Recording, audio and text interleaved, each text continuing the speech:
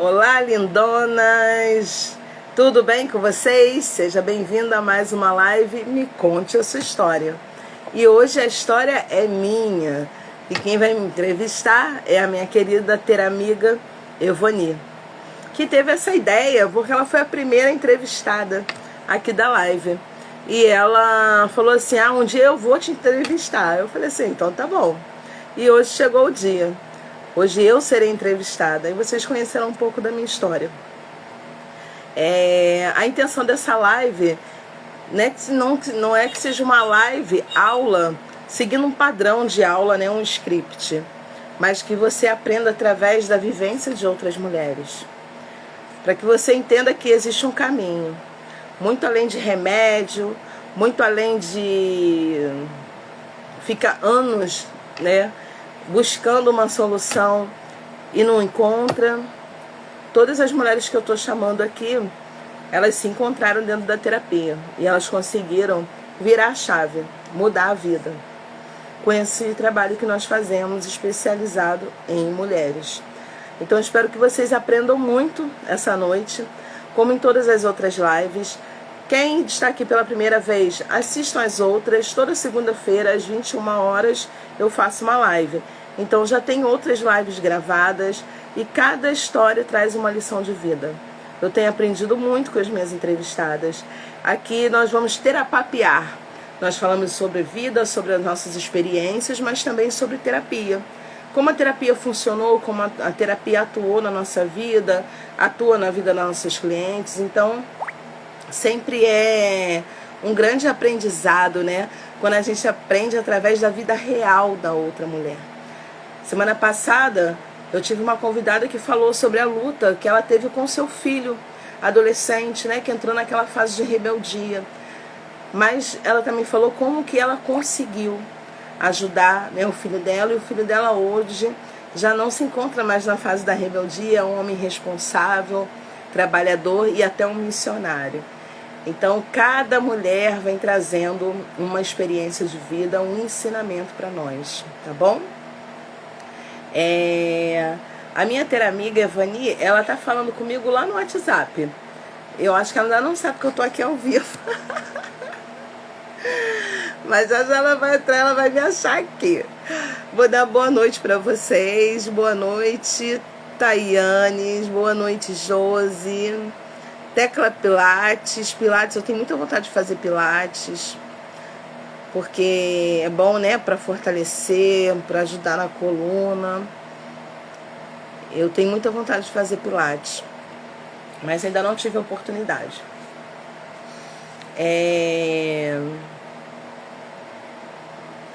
Então vamos terapapiar. Se vocês tiverem dúvidas, podem colocar.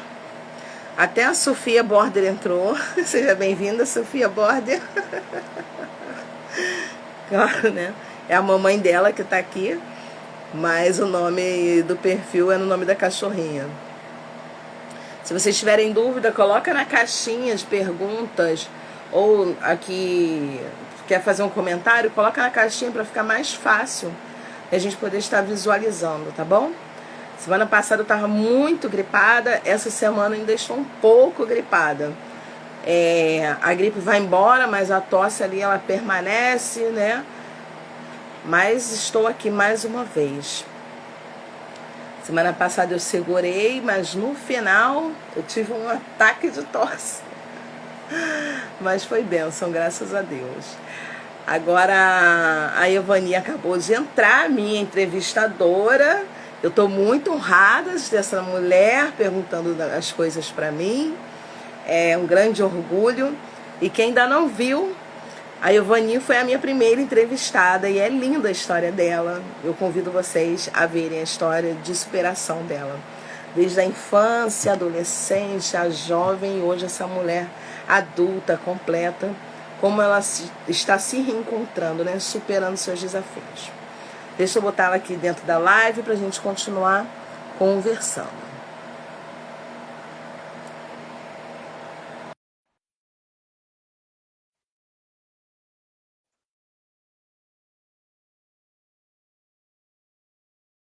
Já aceitei.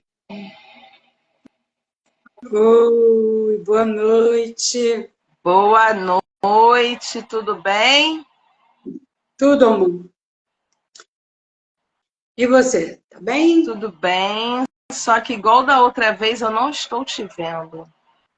Gente, o que eu tenho que fazer? Eu não sei. Aqui aparece para mim, Mas as meninas estavam te vendo da outra vez. Eu que é, não conseguia te ver. Vocês estão vendo a Ivani normalmente?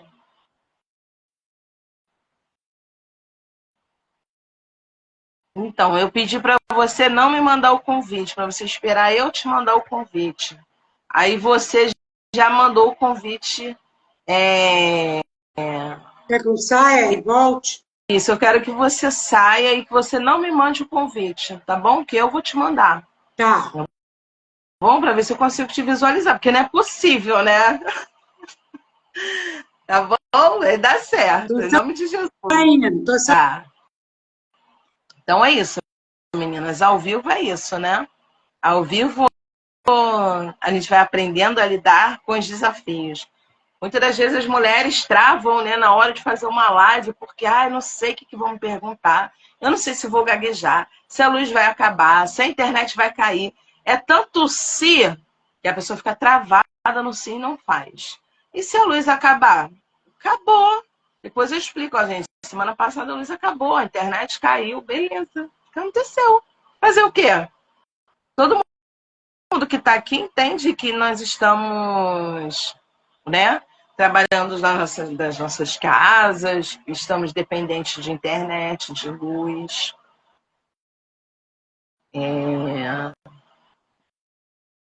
Deixa eu ver aqui. Deixa eu convidar agora. Convidar, ela não está aparecendo para mim. Evane. Ela não saiu da live, não, né? Evane não saiu da live, não, né? Ela só saiu da sala, né?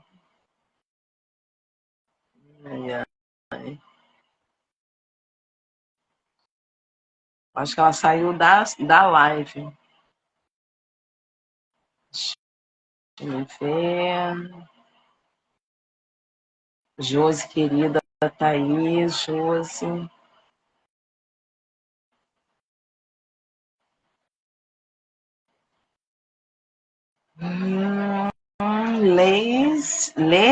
Leis César. Meu Deus, é uns arrobas muito difíceis de ler que vocês colocam. Leir César G. Leir César Gonçalves. Quando eu apertei aqui, que deu para ler. Meu Deus. Cadê a Ivani?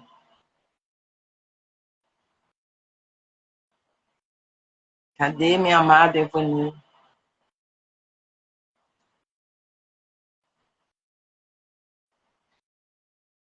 Meninas, vou falar aqui enquanto eu não vejo a Ivani voltar aqui. Boa noite, Rafael. Tudo bem? Dia 8 eu vou estar fazendo um, um workshop para mulheres, tá? E não vai ser por aqui.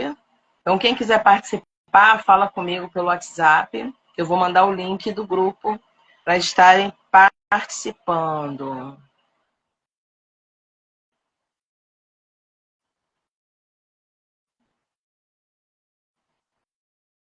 Que isso. Peraí, Evani, que eu vou te mandar o convite. Engraçado, Evani não tá aparecendo aqui para mim, papai.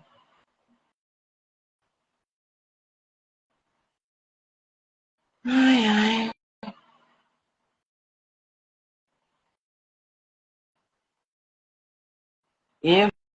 Evani, não consigo te achar.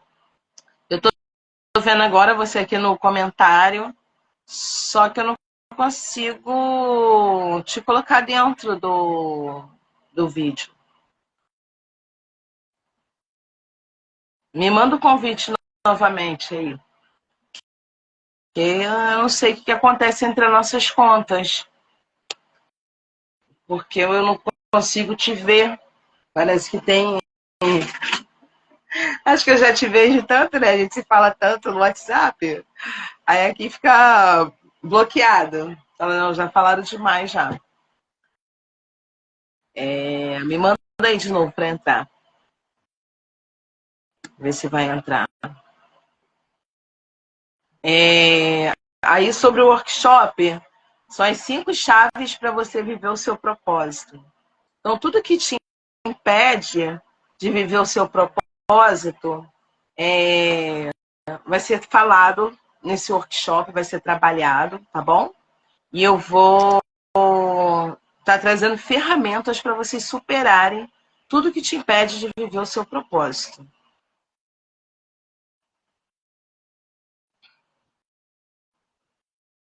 Já aconteceu isso comigo e a Márcia, né, Josi? Acontece esses tilts do Instagram. Chato isso, né? Ah lá, eu não tô vendo a minha amada aí, ó. Tá perdendo. Se arruma toda para encontrar comigo, que eu sou. Olha, menina. E eu não consigo. Eu falei, me arrumei todinha só para estar com você e você não me vê. Mas as Eu estou te meninas vendo lindamente. As meninas estão te vendo. Eu estou te vendo. Tá linda. Obrigada. Vocês estão vendo ela? Porque se elas estiverem te vendo, eu vou fazer igual da outra vez, porque acontece que quando baixa a live, aparece você normalmente. Uhum. Então, Aqui aparecem umas opções para mim, mas eu tenho medo de botar a mão e fazer caquinha, né? Porque velho não sabe trabalhar muito bem com. Então, elas estão te vendo, então tá ótimo. Uhum. Então, quem não está te vendo, perdendo, sou eu. Depois você vê a gravação, né? Aí depois eu vejo a gravação. Então, querida, como eu já falei lá no início, hoje eu serei entrevistada pela minha querida Evani. Então, Evani, pode começar, a casa é sua. Sinta-se à vontade. Glória a Deus. Primeiro eu queria dizer da honra de poder estar aqui nesse lugar, de frente com o Evani, né? E assim, para mim é uma honra muito grande, porque eu tenho muito amor por vocês. Cada uma de vocês é um pedacinho de mim, porque quando nós chegamos para esse curso, cada um tinha a sua história e você me emocionou com a sua semana passada. Eu já conhecia, como você conhecia um pouco da minha e eu conhecia um pouquinho da sua, mas não tão profundo, né? E eu fiquei muito emocionada. Como todas elas me emocionam, da Márcia, da Josi, da Angélica. Eu tratei, né, a mãe da Angélica foi minha cliente, e é minha primeira cliente, e depois me deparo com a Angélica no nosso grupo. Então, eu fiquei muito feliz. Então, para mim é uma honra, e nós vamos começar assim, para nós entendermos, eu acho que todo mundo ficou com a cabecinha assim, né? Meu Deus, como assim a Paula, que a gente brincava que você tinha uma voz, elas falavam, né? Uma voz com muita afirmação, uma voz com muita autonomia, autoridade, e era bonito de se ouvir. Aí, de repente, você mostra a tua fragilidade, a tua vulnerabilidade, né? Tão vulnerável, mostrando, falando de algo tão pessoal, né? Que é a sua vida. E eu queria começar, então, perguntando assim, como foi a infância de Paula Garcia. Certamente era Paulinha, né? Será? Ou não, né? Acho que ela não foi tratada com tanto carinho para ser assim, a Paulinha, não. Sabe que ela não perdeu, né, filho? É... Eu espero não me emocionar. Já tá, né? Deixar aqui para vocês que eu sou chorona mesmo, entendeu? E se eu chorar hoje, não é porque dói, porque você lembrar do passado é emocionante, né? Hoje, nada do que eu passei me impede de progredir, mas já me impediu muito.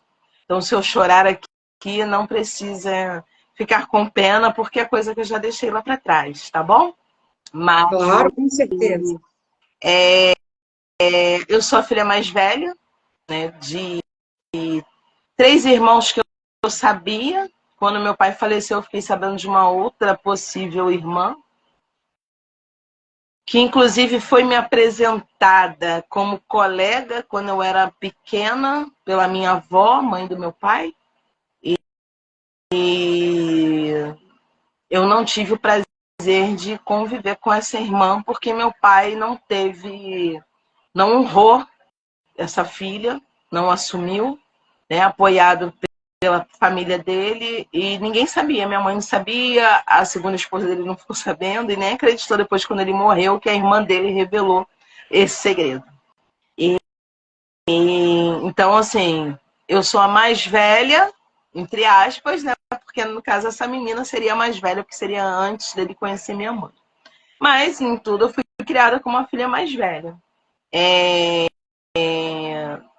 Quando eu penso assim de carinho que eu recebi quando criança, eu só consigo lembrar do meu avô paterno. E era um carinho, não era um carinho de abraço, de eu te amo, não. Era um carinho que ele preparava um pratinho de mingau para ele e uma xícarazinha de mingau para mim. Eu acho que eu devia ter uns 4, 5 anos. Isso acho que me marcou muito, porque ele me fazia me sentir importante, entendeu? A minha avó paterna, ela transferiu a raiva da minha mãe, que ela tinha pela minha mãe, para mim, para o meu irmão, né? Não foi uma avó pra gente. Ui!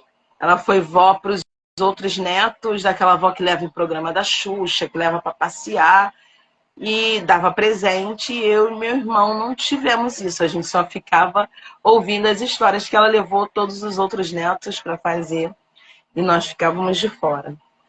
A criança não tem capacidade de entender, né? Então, assim, eu só me sentia excluída, humilhada. Tanto que a minha ferida emocional foi humilhação. E realmente eu me sentia humilhada diante, né, das pessoas ali, daquela família. Quando eu tinha 6 anos, o meu irmão, tão esperado homem, né, nasceu. Então, o que eu não tinha, eu tive menos ainda, né, que era carinho, um cuidado. E eu comecei a ter a responsabilidade de cuidar do meu irmão, só que eu gostava daquilo. Era como se eu tivesse agora algo que era meu, né, para eu poder fazer. Só que com o passar do tempo, eu acho que meu irmão compreendeu, né, como que as coisas funcionavam. Quando ele chorava, acontecia alguma coisa, eu sofri uma consequência. E eu comecei a sofrer muito por conta disso. É difícil às vezes falar, né? É fácil falar, mas falar é um pouco mais Verdade. difícil. Eu tive uma experiência em oração que eu sempre tive problema com a minha mãe, porque meu pai foi embora de casa, eu tinha 9 anos. E meu pai parecia ser uma pessoa muito feliz, alto astral, trabalhadora. Sempre via meu pai brincando com as pessoas, sendo uma boa pessoa para as outras pessoas. E a minha mãe dentro de casa, eu só era maltratada o tempo todo. Então, assim, eu vivia com medo de errar. E sempre aquele negócio da humilhação voltando. Por exemplo, eu pegava piolho, todo mundo da rua, do condomínio, ficava sabendo que ela falava para todo mundo. Eu tomava surras que todo mundo da rua sabia que eu estava apanhando. Porque, né, todo mundo conseguia ouvir aquilo, aquele show de horrores. Então, eu morria de vergonha de sair, de encontrar de novo meus amiguinhos na rua. Então, sempre esse negócio da humilhação que vinha da parte dela me pegando, né? Ali, me travando, com medo, sempre medo de errar, medo de contar as coisas. Eu tinha tanto medo de contar as coisas que uma vez eu peguei piolho e não contei. Imagina o que acontece com uma criança que não tem tratamento, né? Eu fiquei assim, uma infestação e eu cuidei sozinha.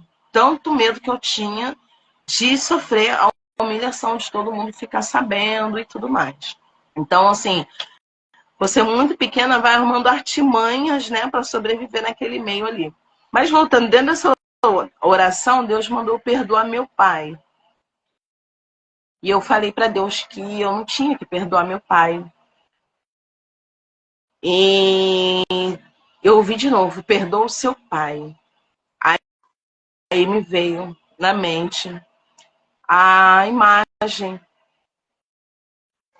Eu tinha 5 anos e foi ali que minha vida desmoronou. Começou uma avalanche na minha vida. A gente se mudou de Teresópolis aqui para o Rio de Janeiro e eu lembrei da cena, eu olhando a casa ainda vazia, né, chegando a mudança, eu olhei aquele lugar assim.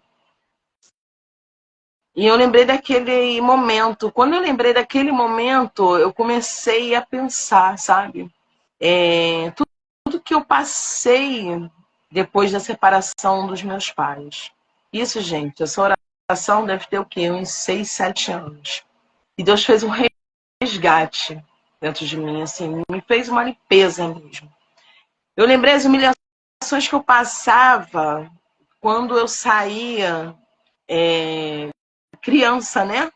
Ali 9 anos, eu ia passar final de semana na casa do meu pai, mas eu nunca fui bem recebida, né? Eu e meu irmão.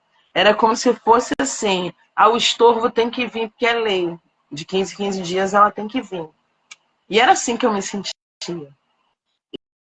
E tinha um negócio de...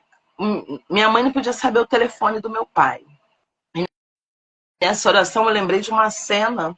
Eu estava num posto de gasolina e atrás do cheque as pessoas botavam o telefone, né? E a minha madrasta falou assim, sai daqui, porque você não pode ver o telefone lá da minha casa para sua mãe não ficar passando trote. Você não sabe disso? E nessa oração eu lembrei dessa cena, que eu tinha esquecido. E o que aconteceu? Eu fui ali trazendo tudo à tona, que o comportamento do meu pai, né, de ter traído minha mãe, ter saído de casa, fez com que ela fosse tão mais, né? Ela já tinha as feridas da vida dela e juntou com o fato dela ter sido abandonada, porque minha mãe sempre foi uma mulher do lar. E ele arrumou uma mulher da noite, né, que saía com ele, que ia curtir, ia fazer tudo. E eu culpava a minha mãe, por que ela não acompanhou meu pai também? Porque ela era uma chata, porque ela não fazia. Mas as pessoas são diferentes. E ele escolheu a minha mãe para ter filho, aquele padrão de mulher. E quando ele se separou, eu tinha 9 anos, meu irmão tinha 6 anos. Não, tinha 3 anos, que a nossa diferença é de 6 anos. Então eu acho que o meu irmão não entendeu muito o que estava acontecendo. E eu era o para-raio, eu era o leve-trás, um falava daqui para mandar dar recado para o outro, porque você é igual sua avó. Aí me dá vontade de chorar, a dizer que eu era feia igual minha avó, que eu era fofoqueira igual minha avó, que eu era uma mentirosa igual minha avó. Tudo que ela achava da minha avó, ela dizia que eu era, porque realmente eu pareço fisicamente com a minha avó, que eu pareço com meu pai, que parece com a mãe dele. E assim, aquele ódio, aquela frustração se voltou tanto para mim, que eu digo assim, eu criança, eu não fui ninguém dentro de casa, a não ser assim, a babá do meu irmão, a ajudante, né, na limpeza da casa, mas eu não me senti nunca como uma filha amada, cuidada, abraçada. Eu nunca tive uma mãe que fizesse um dever de casa comigo, que cuidasse de um cabelo meu, que arrumasse uma roupinha para eu colocar. Nunca tive isso. E do outro lado, eu era também aquele estorvo. Então, eu passei por situações quando eu era criança, quando eu falo esse negócio de humilhação, e ficou muito mesmo presente, porque você vê, não foi o abandono do meu pai que me causou tanta ferida, foi essa humilhação que eu sofri. Quando eu ia para casa lá do meu pai, a família da minha madrasta comprava presentes para minha irmã, porque meu pai teve uma filha, né? Então, assim, no Natal, na Páscoa, Dia das Crianças, nós ficávamos vendo ela receber os presentes. E a gente não recebia. E era melhor estar em casa apanhando do que estar ali sofrendo aquela humilhação. Só que eu não tinha essa escolha. Eu tinha que ir para lá ser humilhada. Porque meu pai tinha que cuidar, nem que fosse de 15 em 15 dias, obrigatoriamente, dos filhos dele. Só que não era ele que cuidava, né? Ele empurrava para minha madrasta, que era uma mulher bem mais nova, que também não tinha experiência de ser mãe. Inclusive, a minha madrasta, eu já adulta, mãe, ela me pediu perdão. Ela falou que para eu perdoar ela, que ela não sabia o que era ter filho, de repente caiu dois no colo dela. Ela não entendia como que criança dava trabalho e tudo mais, e ela não foi compreensiva, e eu perdoei ela de coração, entendeu? Esse perdão que eu não recebi dos meus, esse pedido de perdão que eu não recebi dos meus pais. Mas enfim, né? Cada um tem o seu grau de evolução na vida. Verdade. E assim, eu acho que desde 6 anos de idade eu ia para a escola sozinha. Fui assaltada, criança sozinha. Era tudo sozinha. Mas eu sempre tive algo dentro de mim, assim, eu vou crescer e eles vão ver só, porque eu não sou isso que ela fala, eu não sou isso que eles falam, e eu vou provar, e eu vou conseguir. Então eu sempre tive isso dentro de mim, entendeu? Eu não me coloquei, nunca me coloquei no lugar de vítima, eu sou assim. Só que mesmo sem a gente pensar, tudo isso que eu estava passando estava me afetando. Na escola, eu era poderosa, né? Mas no sentido assim, de que ninguém vai mexer com as minhas amigas, ninguém vai mexer com os mais fracos, porque senão eu vou pegar. Sempre ganhei na atitude, não na briga de verdade. Mas era uma capa, né, que eu vestia ali, porque eu já apanho, eu sofro em casa, me sou humilhada em casa. Aqui eu não vou ser. Aqui tá todo mundo Sim. mesmo tamanho. Aqui ninguém vai fazer comigo. E assim eu sobrevivi à minha infância.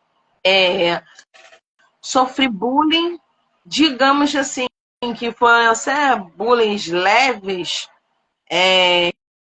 para uma criança que fosse, se eu tivesse uma boa estrutura em casa. Mas como eu não tinha esse amor em casa, eu me senti amada, eu me senti pertencente a algum lugar, que eu não me sentia pertencente a nada. Eu sempre me sentia sobrando, atrapalhando. Se não fosse isso, se me chamasse de alguma coisa na escola, eu sei que não ia me atingir.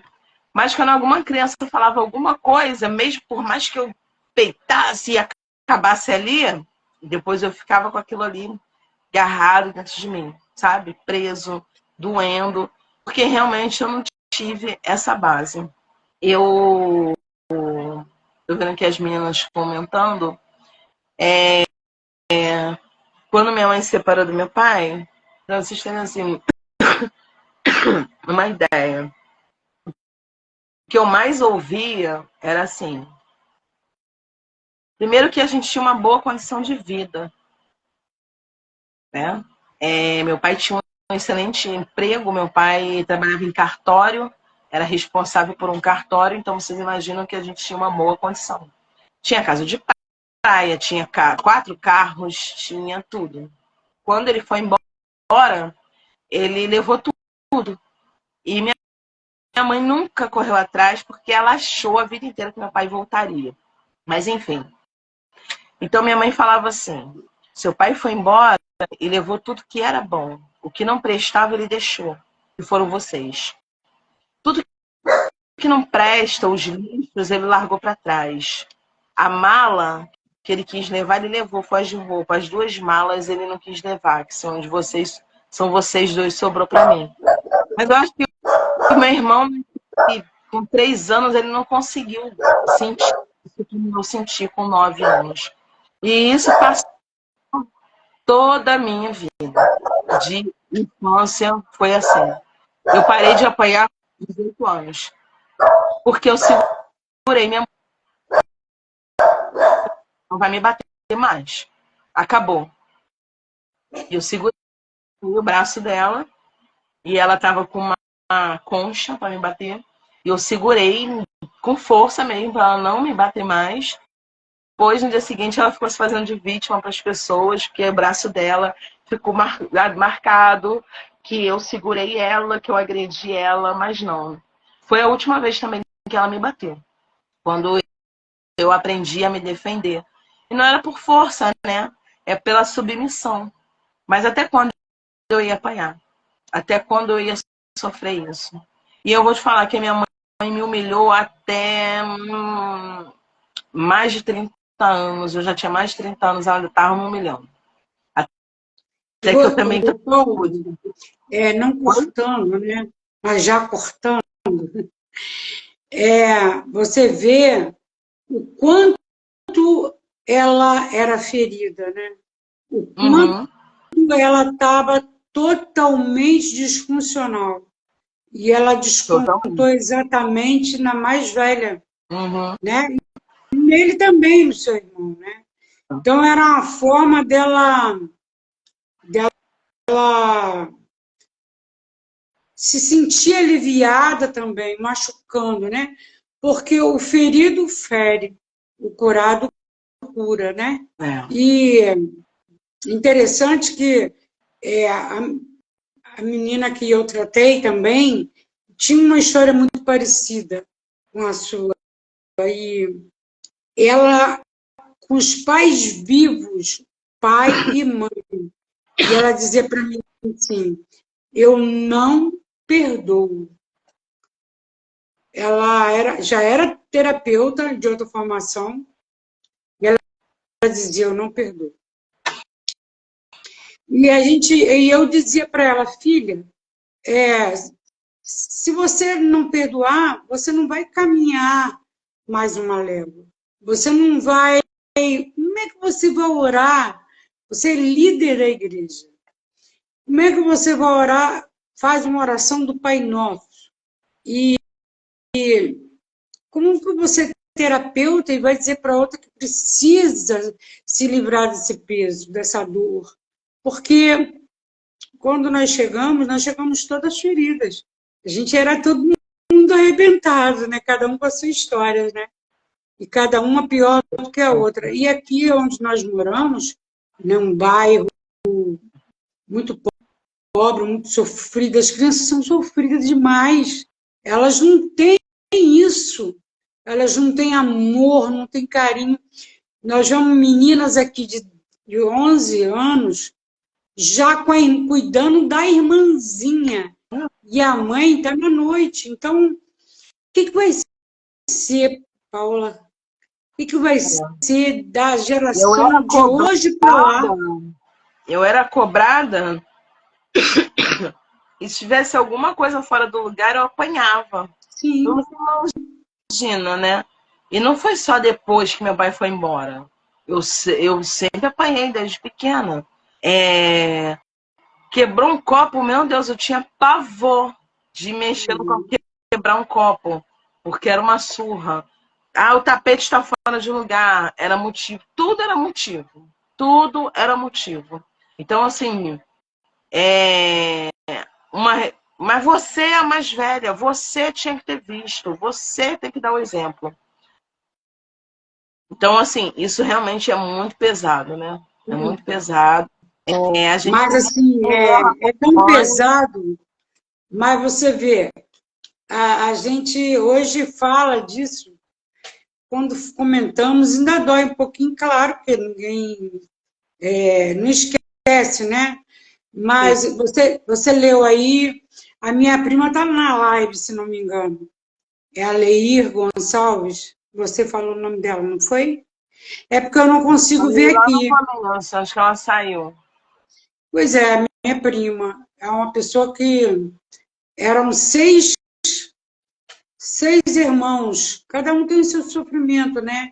Enquanto nós estamos aqui agora, quantos, né, tá ouvindo, talvez, ou não, mas quantas pessoas têm sofrimentos terríveis, e às vezes eu acho que o meu, eu falo de mim, porque eu achava que o meu era um sofrimento, cada um tem a sua dor, né?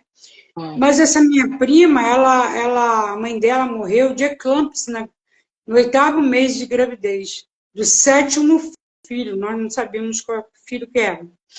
E quando o pai dela passou um ano e ia casar com uma mulher, parece que não sei quantos filhos, 5 filhos, e já tinha 6 e ia casar com uma com 5, ele é atropelado na Avenida Brasil, que você conhece muito bem, ali na Coca-Cola, e morre também.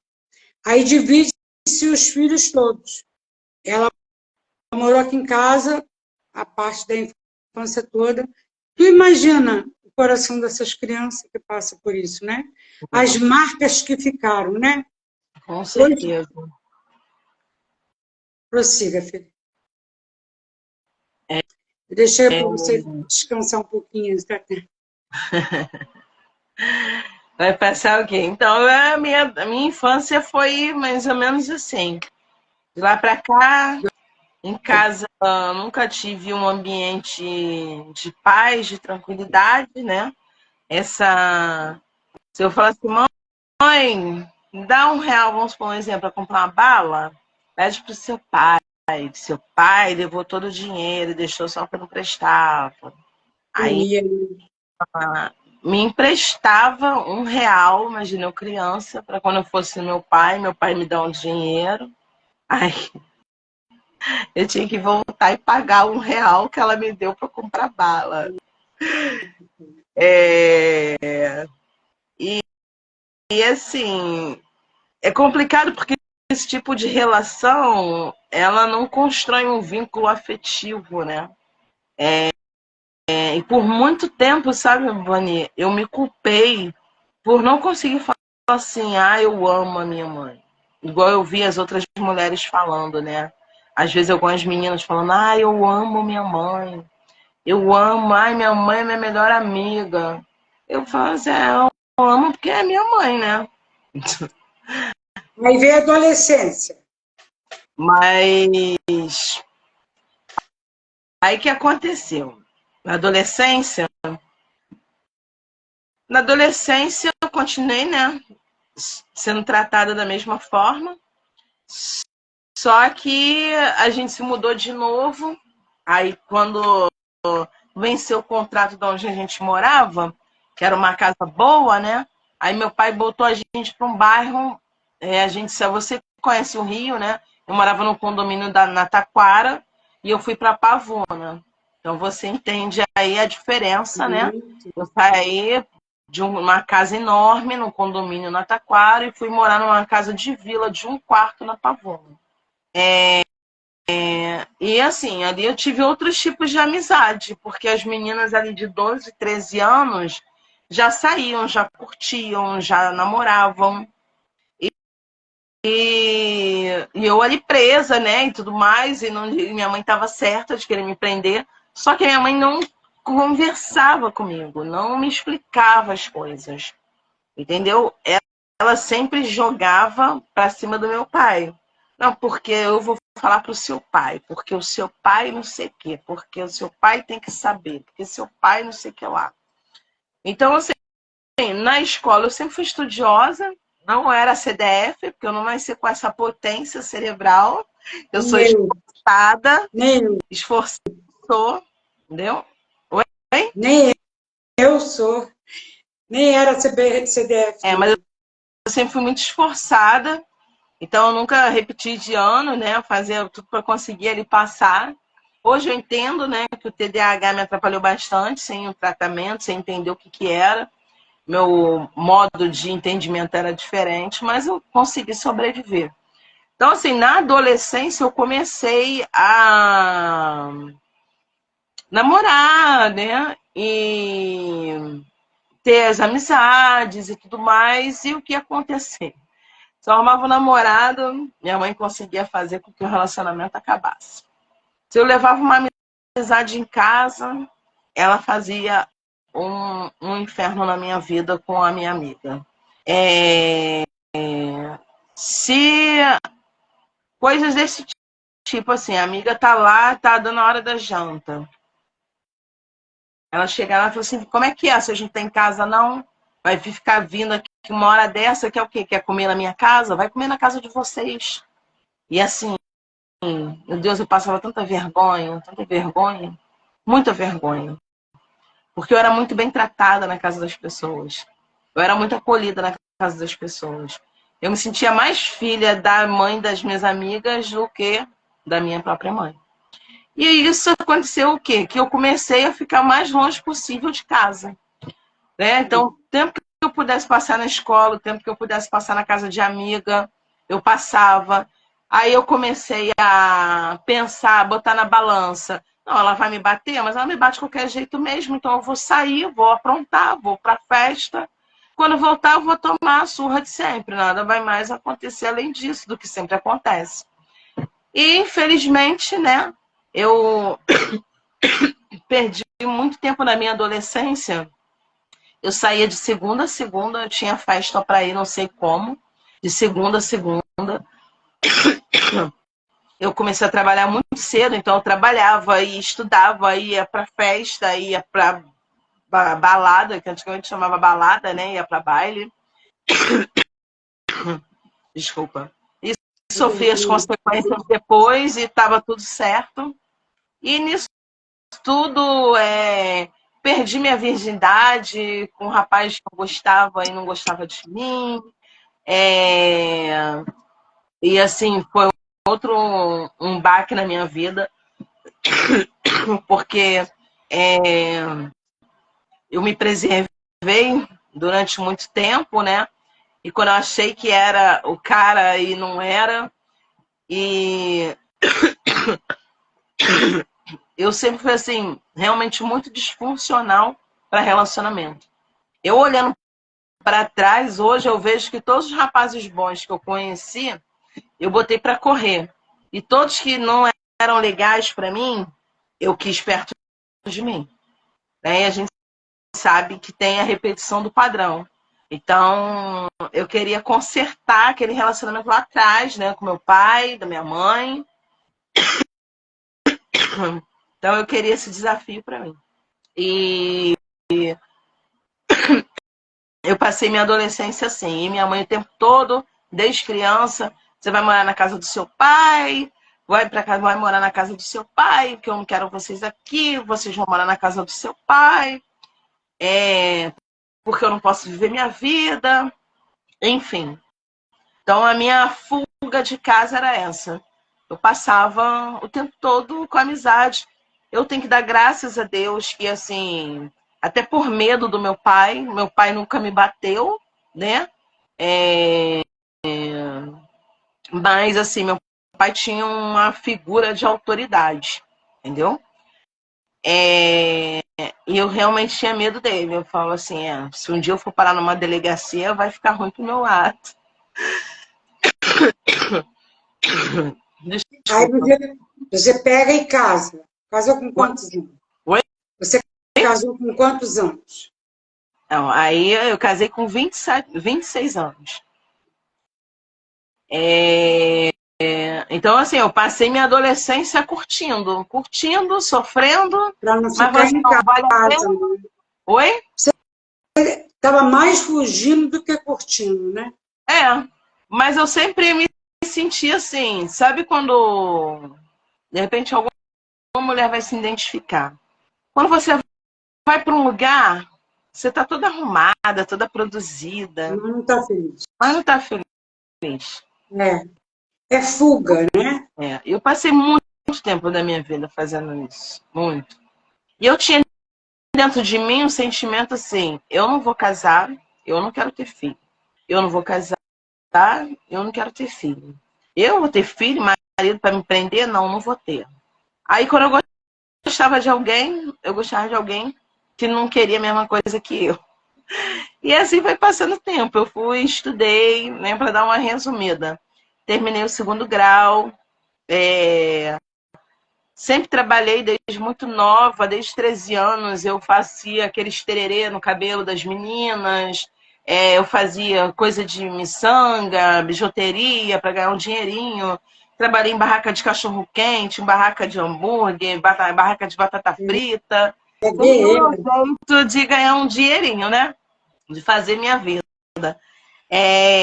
Mas sempre estudando e pensando que eu vou ser da minha vida. O que acontece quando eu terminei meu segundo grau, eu naquela época não tinha, né, muita facilidade de você fazer faculdade. Sim. E o meu pai falou que ia pagar minha faculdade. Eu falei, tá bom, que bom, né? Aí, assim, olha a área que eu escolhi, direito. Hoje eu sei que eu não escolhi direito porque eu queria ser advogada, porque eu queria agradar meu pai. Eu sabia que eu, sendo advogada, eu teria a admiração do meu pai. Ele ia olhar para mim, entendeu? Ele ia falar de mim com orgulho. Eu não seria mais humilhada. Então eu escolhi direito e me dediquei, tirava notas boas. Fiz um ano e meio de direito até que eu fui avisada, mais uma vez passei por humilhação. A faculdade me convidou a me retirar da faculdade porque meu pai não pagou a faculdade durante um ano, ele só pagou o primeiro semestre. Mas ele não me falou. E eu continuei indo, ele ficava com boleto, né? E eu fui convidada a me retirar. Falou que não tinha dinheiro para fazer acordo. E eu parei de fazer a faculdade. E assim, foi um impacto muito grande, sabe? Porque eu me sentia muito orgulhosa de estar fazendo faculdade de Direito. Eu trabalhava de dia e estudava à noite, né? E me dedicava muito aos estudos, sabe? E assim, a minha irmã, por parte de pai, né? O preço da escola dela, primária, né? Que no caso eu tinha 18, ela tinha 6. Era mais cara que a minha faculdade. E ele pagava. E a minha faculdade ele não podia pagar. Ela tinha babá, ela tinha motorista, né, para cima e para baixo, ia de carro, voltava de carro, tinha tudo para comer, para vestir, plano de saúde, tinha tudo. E o lado de cá não tinha. Então, assim, ali eu acho que eu perdi um pouco a esperança, sabe? Foi algo quebrado, que eu sempre falei assim, não, porque eu vou estudar, eu vou superar isso, eu vou virar a chave, eu vou virar, minha história vai ser diferente. Mas sempre assim, porque vão ter orgulho de mim, porque não vão me humilhar mais. E assim, eu fui catar emprego, né? Eu saí. Ih, teve outra história. Eu fui trabalhar com meu pai no cartório. Lembra aquele desejo de meu pai olhar para mim, Sim. né? Então, assim, quando eu fiz o olhar sistêmico, meu Deus, eu chorei desesperadamente. Que eu olhava para ele. E eu entendi que eu só queria que ele olhasse para mim. Eu acolho porque eu passei por isso também. Entendeu? Te entendo.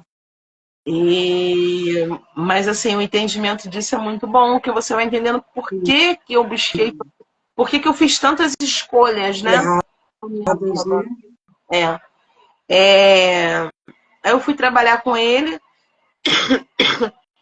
só que eu fui trabalhar com ele numa circunstância que não foi ele que me colocou, foi o chefe, o dono do cartório, que me colocou porque eu datilografava livros antigos que ninguém queria datilografar. E eu datilografava porque era um serviço que ganhava menos, mas para mim já ganhava muito bem. E eu me profissionalizei naquilo, eu conseguia ler aqueles manuscritos antigos, né? Eu conseguia entender aquilo ali quando eu tinha dificuldade, eu ia para as pessoas mais antigas e perguntava, mas eu fui me especializando.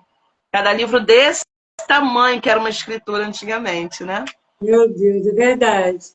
Aí eu trabalhava com aquilo ali para poder passar, olha só, a máquina. Depois que foi passar para máquina eletrônica, era depois viu o computador. Ô, tia já tá velha. Ótimo.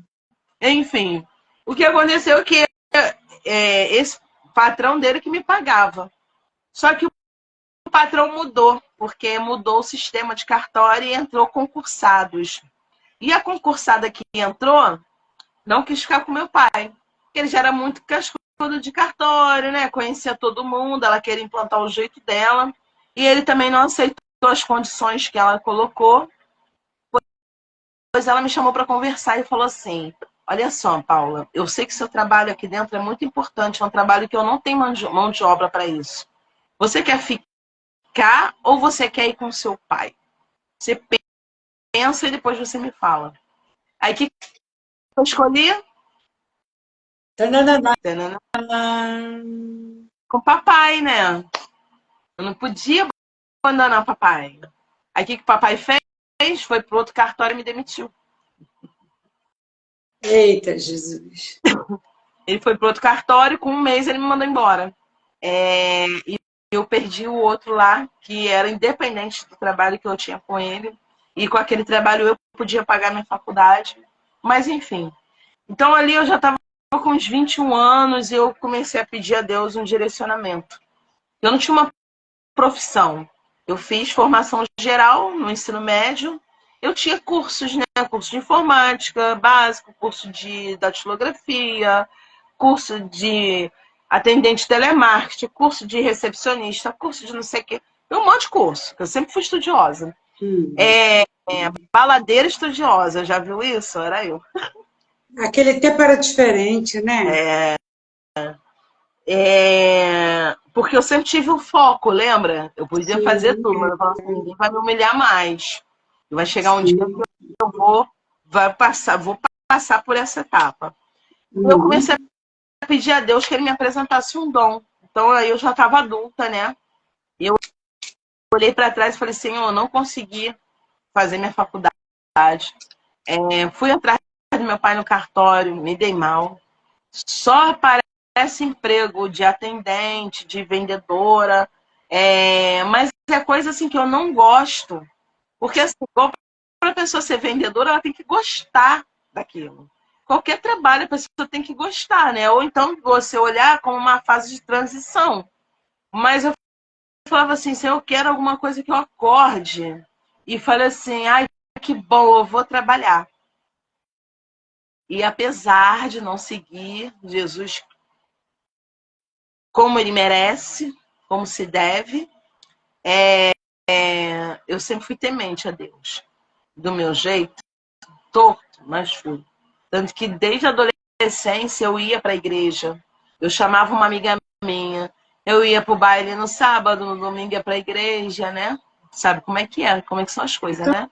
Ia na balada sábado e domingo. Na quarta eu chamava uma amiga para ir num culto. Só que eu nunca tive base espiritual nenhuma em casa. Eu buscava por minha conta. Eu sabia que faltava algo em mim. E quando eu ia para a igreja, eu me sentia preenchida. Era o vazio da alma, né? Só que no decorrer dos dias, o que acontecia? O meu mundo era outro, minhas companhias eram outras, entendeu? É, então eu ouvia a palavra do Senhor assim, quando eu ia lá, né? E ele falava, minha filha, um dia eu te pego. E pegou, né? Pegou, graças a Pegou, Deus. graças a Deus. Aí eu... Que parte que eu tava? Ah, é. Agora a gente tem que falar, porque falta pouco, hein? Vocês Ó, lembram? aí eu É que você falou, comecei Vani, a... cuidado com o porque meu filho horário. ficou muito tempo esperando. Aí o Senhor me colocou o trabalho com cães na minha vida e assim, foi a primeira prova de Deus na minha vida que eu senti, né, o agir de Deus na minha vida. E eu me tornei tosadora de animais, fiquei encantado desde o primeiro dia. Eu falei que trabalho lindo, maravilhoso, amei, não queria mais sair do curso. Enfim, montei loja e conheci o meu ex-esposo. E assim, ele me apresentou tudo o que eu achava que eu queria na minha vida. Uma família, a família dele era muito grande, todo mundo me abraçou, todo mundo era muito legal, aquele domingo cheio de gente. E eu ignorei os sinais. Eu ignorei os sinais de namoro, de possessividade, de controle, de tudo que aconteceu. E assim, para resumir, durante todo o meu casamento, ele entrou para dentro da minha loja, ele me obrigou a trabalhar com ele. Depois eu não podia mais atender na recepção da minha loja, porque eu não podia ter contato com homens. Eu não podia mais pegar o carro e buscar cachorro, porque o dono era homem do cachorro. Eu era ameaçada 24 horas por dia de morte. E ele nunca me bateu, mas a violência psicológica era diária, o dia inteiro. Eu me cobri inteira, eu me tapei inteira, eu prendi o cabelo, eu tirei toda a maquiagem, eu me transformei inteira para poder não dar motivos e conservar meu casamento. Mas não era suficiente. Então, assim, ele não me bateu porque, lembra, eu já sabia a capa que eu tinha que usar. Eu aprendi. Então, eu me colocava e falava assim, vai me bater? Como é que é? Você tá doido? Então, sempre mantive e um equilíbrio de ficar quieta na hora que eu via muita alteração e me impor na hora que eu precisava me impor. Mas, assim, era um ciúme da gente estar em festa de família e ele ter ciúme de um tio dele, de um primo dele, e ficava aqui falando no meu ouvido. Tá pensando que eu não tô vendo, não? E assim, quem passa sabe o que é isso. Eu tinha pavor. E ele falava que ele ia me cortar picadinho, ia fazer isso, ia fazer aquilo comigo. Enfim, eu tive coragem, né, de largar tudo para trás. Eu larguei todos os bens materiais que eu tinha adquirido.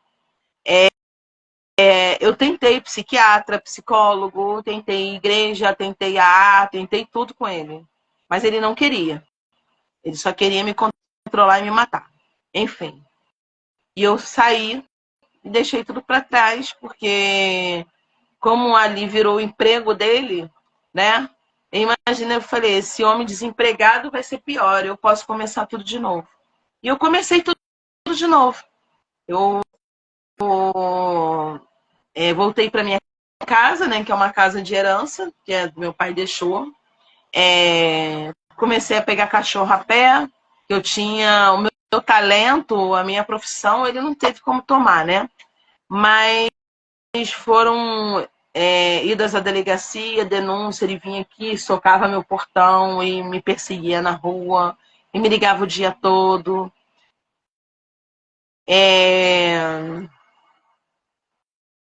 Vou tentando resumir. Então, É, assim, depois que eu me divorciei, eu fiquei muito tempo sozinha e conheci um outro rapaz e namoramos. E eu estava né, pensando em casar. E como ele era igualzinho meu ex-marido. Igualzinho. Só que nele eu não dei confiança dele entrar, porque aí eu já estava com loja de novo, me erguida, já tinha meu carrinho. Eu não deixei ele entrar para o meu trabalho. Mas era o mesmo padrão de ciúme. E o que aconteceu, Evani? Eu parei, sabe? Parei e falei assim, não é possível. Eu tenho alguma coisa em mim que estou atraindo esse padrão de homem. Porque eles não me conheceram e ficaram comigo à força. Eu gostei deles. Eu tenho que descobrir por que esse padrão me atrai. E quando eu conheci verdadeiramente Jesus, foi muito bom para mim, porque eu pude me completar com ele, sabe? Ele tapou um vazio muito grande, e mesmo eu sentindo falta de ter alguém do meu lado, que é difícil você viver sozinha, eu me entreguei de corpo e alma na obra missionária, na obra na igreja, sabe? E eu entendi que Deus falou que é usar meu dom de falar para eu poder falar na igreja. Eu falei, mas eu não sei nada de Bíblia. E um ano depois eu estava dando aula na escola dominical. E eu falei, meu Deus, como que o Senhor fez isso comigo? Eu morri de vergonha de gravar um vídeo. E Deus foi me desbloqueando de tudo, sabe? E eu buscando, né? Eu comecei a estudar sobre comportamento desde 2016. Eu tenho uma pós-graduação pela metade em autismo, eu tenho outra, uma especialização completa, que é nacional e internacional em transtornos comportamentais. Eu vim estudando. E agora, em 2024, eu, né, resolvi me especializar na Como é terapia. que foi encontrar o método? Então, como eu já estudava sobre comportamento, né, acredito que o algoritmo me achou. Mas eu já vinha pedindo a Deus uma transição de carreira, algo que eu também acordasse todo dia feliz para trabalhar. E Deus é tão bom para mim, eu falo, meu Deus, eu não mereço tanto.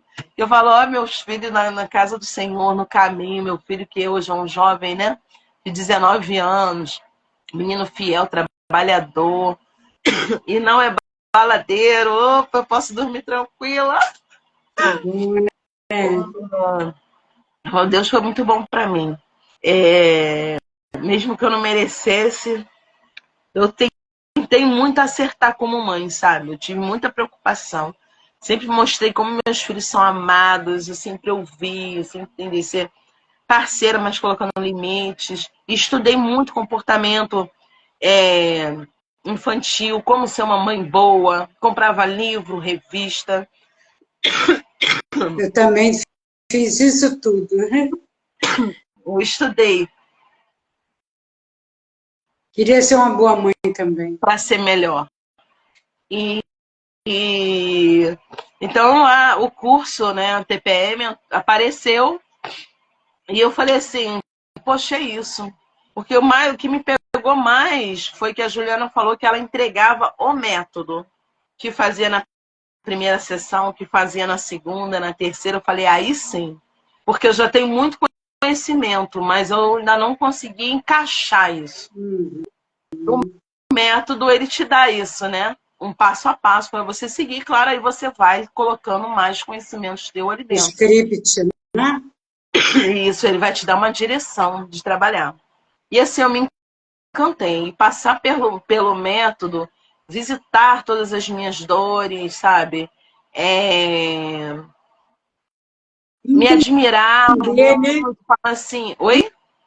Entender, né? Entender. O porquê de tudo, né? E assim, um mês depois que eu comecei o método a estudar, eu fui buscar minha mãe para cuidar aqui, porque eu vi que ela não estava bem. E eu falei assim, bem, eu vou cuidar da minha mãe para ela ficar bem, eu já vou casar, né? Eu quero que minha mãe fique bem, para ela também ter a autonomia dela direitinho. Quando eu casar, eu quero ver minha mãe bem e tudo mais. Pois com uma semana que minha mãe estava aqui, ela parou de andar. E aí começou o que era uma transição de carreira que eu estava fazendo. Eu tive que abandonar minha carreira de adestradora, já consolidada, com um nome grande no mercado. Você vê esse perfil aqui começando a crescer, o outro perfil lá é enorme. Mas, assim, eu comecei e recomecei e fui entender o propósito disso há pouco tempo atrás, que eu falei, se isso não tivesse acontecido dessa forma, eu não teria tido tempo para me aprofundar no método, de fazer mais uma pós-graduação, fiz neurociências e aprendizado. Agora eu estou fazendo outra pós-graduação. Ele, moleque, gosta de estudar, né? Vou ficar doida.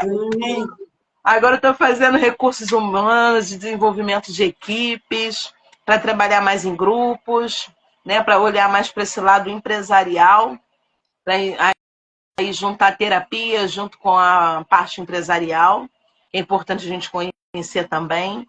Mas eu acho que se eu não tivesse parado para cuidar da minha mãe, eu não teria conseguido realizar esse sonho que hoje para mim é incrível. Cada mulher que eu atendo, eu aprendi a não julgar. Sim. Eu aprendi a... Não que antes eu fosse uma pessoa julgadora, né? Porque quem é missionária, você já quebra muito isso, né?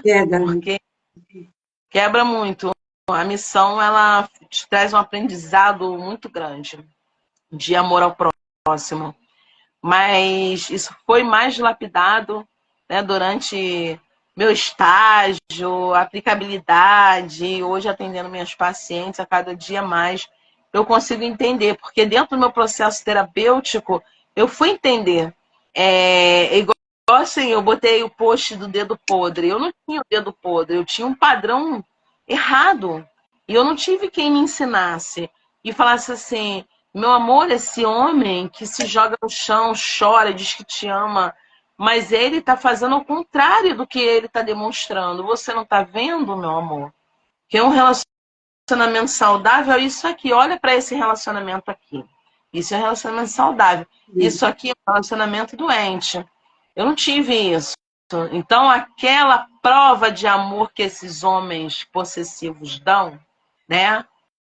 Ali de implorar por você, um amor louco, apaixonado, que aquele ciúme todo era amor, eu achava que aquilo era realmente amor.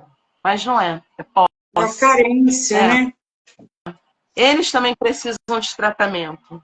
Eles Sim. precisam se tratar. Mas não tem como você obrigar uma pessoa a se tratar, né? Você se trata e através de você, meus filhos vão ser homens melhores, mas o homem, ele precisa querer fazer por ele, né? A gente faz a nossa parte, insiste, tenta o máximo que dá. E eu fiquei 5 anos sozinha, né? Que eu falei que ia casar, até que Deus colocou um homem maravilhoso na minha vida, que está passando essa luta aí junto comigo, está me esperando, esperando o vento acalmar, né? A tempestade baixar. Enquanto isso, a gente está fazendo os planos, fazendo obra. E é meu parceiro do dia a dia, a gente vai para a igreja junto, ora junto, louva junto. E é isso. Você passeia junto com os nossos filhos, os meus e os dele também. E também foi uma bênção para mim encontrar essa pessoa e reaprender, né? Amar do jeito certo, controlar o meu jeito, né? Que eu também tinha um padrão, mesmo que defensivo, mas você desenvolve um padrão e a gente precisa voltar a ser quem nós realmente somos, né? A voltar à nossa essência. Como que Deus quer para mim, como Ele me fez para ser e não no que eu me transformei. Verdade. Que a vida fez com que você transformasse, né? A vida bateu, machucou muito, né? Isso. Quem deveria amar rejeitou isso. Eu também hoje estava estudando sobre rejeição, que fala que é o pior sentimento para alguém que recebe, né? E eu também fui muito rejeitada. E isso traz uma dor que, se você não cuidar, quem estiver nos ouvindo hoje, né, estiver vendo essa live, não cuidar, isso vem, atrapalha toda a sua história, né? Uhum. Por mais que você seja líder, como eu disse, líder grande dentro de igreja, sofrendo, as igrejas estão tendo muito trabalho por conta de mulheres que estão muito doentes dentro da casa do Senhor. E é um momento de nós fazermos uma introspectiva, né? E Uhum. você poderia, nesse momento, fazer isso, né? Falar para alguém que está nos ouvindo um resumo da Paula de hoje, né? Deixa eu voltar um ponto aqui que lembra que eu falei que eu não consegui fazer a faculdade de Direito, né? Fiquei com esse sonho instalado. Mas, por mais que eu achasse que eu não era competente, que eu nunca conseguiria passar no vestibular, eu falei, eu vou fazer o Enem com 38 anos para conseguir o FIES e eu vou realizar o meu sonho de ter o meu canudo de fazer a faculdade. Que lindo! Vai sim. Eu fui lá e fiz o Enem. Vai sim, eu já fiz, mulher. Eu já tenho pós-graduação. Não, eu digo, vai sim passar, você vai conseguir. Eu passei no Enem com Ai, uma nota muito alta e eu fiz a faculdade de gente, graça. Eu que queria uma bolsa de estudo com a minha pontuação do Enem, eu fiz a faculdade de graça. Qual a diferença da mulher de 20 anos, né, 18 ali que saiu do segundo grau para de 38? Foi só questão mesmo de ter mais segurança em mim. Eu com 38 eu estava mais segura. Então eu consegui, né, meio que tentar pegar uma bolsa e as coisas mudaram. Mas ainda não achava que eu era capaz de conseguir. Mas eu consegui. Então, como eu falei lá, eu nunca fui CDF, eu fui esforçada. Então, queria deixar aqui para as mulheres de recado, para elas se esforçarem. Eu fiz faculdade trabalhando o dia todo, tendo filho, eu fiz online, porque era o jeito que dava para fazer. E eu realizei meu sonho, eu botei a beca, eu segurei meu canudo. ai, que lindo! Eu não estava realizando o sonho da mulher de 38 anos, eu estava realizando o sonho daquela adolescente. Uhum, Eu estava realizando o sonho da menina. E hoje, como sim. terapeuta, eu estou realizando o sonho da criança. Porque quando eu era criança, Evani, eu brincava muito assim, que eu tinha uma mesa e eu atendia pessoas nessa mesa, eu tinha uma caneta, eu ia anotando o que as pessoas falavam. Ai, que E eu sempre lindo! brincava disso. E agora, quando eu comecei a trabalhar como terapeuta, né, durante o curso mesmo, me veio essa memória na cabeça. E eu falei, Senhor, eu estou realizando o meu trabalho que eu queria fazer lá quando eu era criança. Estar de frente para pessoas, ouvindo o que elas estão falando e anotando. Mas eu não sabia que seria como terapeuta, eu achava que eu era ser secretária. Então, Mas menina, olha que honra, hein? Oi? Que honra, né? Quando vocês estão focadas, vocês conseguem. Vocês têm que aprender que, assim, os obstáculos, eles vão aparecer. Mas Sim. os obstáculos não são para te derrubar. São para você fazer, muitas vezes, você parar e pensar, como eu faço? Eu vou precisar desviar a rota, eu vou pular, eu vou passar por baixo, pelo ladinho, que tem um jeito. Essa semana eu encontrei uma amiga minha, que é amiga de infância, que também teve uma vida difícil. Foi a minha amiga de adolescente. E ela também se formou depois de 40 anos, depois de 30 e poucos anos. Ela é engenheira de TI. Eu falei, ai, que legal, que eu nem sabia que ela tinha feito faculdade de engenharia, em tecnologia, da informação. Falei, Nossa, caramba, que legal. Ela era atendente de telemarketing. coisa linda. Então, meus amores, tem como. Muitas das vezes a gente acha que é difícil pelo padrão que nós viemos. Porque se eu Uhum. andasse com pessoas que tinha um outro tipo de visão, outro tipo de vida, eu ia achar que eu conseguia, mas eu não andava com esse tipo de gente. A minha galera não era essa. Era que sacava farra. Então eu acreditei, eu não posso, sou capaz, em casa ninguém acha que eu sou capaz mesmo, então eu vou fazer o que dá. Mas nós somos capazes, muito capazes. Lindo, lindo, lindo, né? Porque eu também achava que como falavam para mim, né? Você não vai ser nada, você não vai dar para nada. E eu tinha um sonho de ser psicóloga, né? E hoje eu sou terapeuta. Quer dizer, eu sonhei e o próprio Deus realizou para mostrar, olha, filha, eu sou contigo. Ainda que as pessoas não reconheçam quem você é, eu, o Senhor, te vejo, sabe?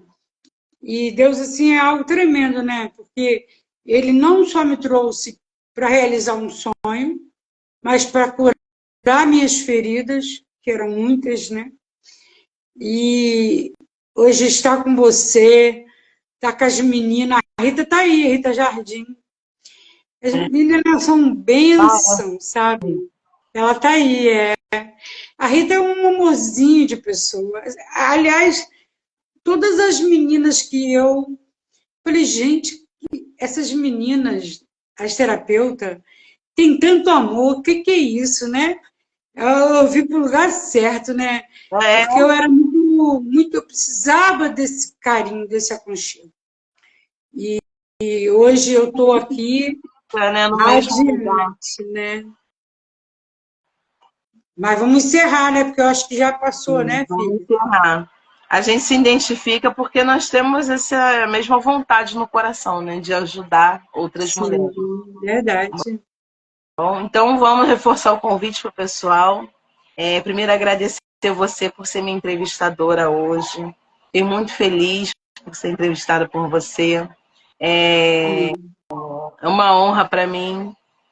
Você é uma mulher inspiradora demais. Você sabe disso, que as meninas sempre falam isso para você. E convidar as meninas, né, a estarem sempre com a gente aqui, toda segunda-feira, às 21 horas. Sim. Na próxima semana não terá live, porque vai ser a semana do carnaval, então muita gente viajando, né? Eu vou deixar para fazer na próxima. Então já tem 2 teramigas aí marcadas para dia 10 e outra dia 17, para estar trazendo a história aqui no Me Conte Sua História, para a gente poder aprender uma com as outras. Vamos sim, né? Apoiar a nossa amada. Você está aí, ó, Rita, por favor, hein? Chama as coleguinhas. Agora você encerra aí, que você que é a anfitriã de hoje. Né? Encerrando aqui, olha, eu estou muito feliz. Honrada estou eu, né? Aonde que um dia eu imaginei, pensei em meus olhos, na minha mente, de estar com Paula Garcia, adestradora de cães, advogada, trabalhou com neurociência, tem pretensões de estudos maravilhosos, uma cabeça maravilhosa, e é uma superação, é guerreira, né? E eu peço muito ao Senhor que a minha oração, encerrando esse quadro, é que o Senhor te abençoe e te guarde. Amém. Não só você, mas todas que estão nos ouvindo nessa hora. Amém. Que abençoe e te guarde e faça resplandecer sobre vocês todas as terapeutas que estão no mundo, colhendo vidas, né? Que a luz deles esteja sobre a vida de cada um. Amém. E que vocês sejam bênção aonde vocês estiverem. Resplandeçam as suas luzes, tá bom? Amém. Um beijo. A honra foi minha. Amo vocês. Beijinho, Rita. Te amo vocês. Beijo, beijo, beijo. Estamos de volta. Sim, com certeza. Beijo, amor. Fica com Jesus. Amém.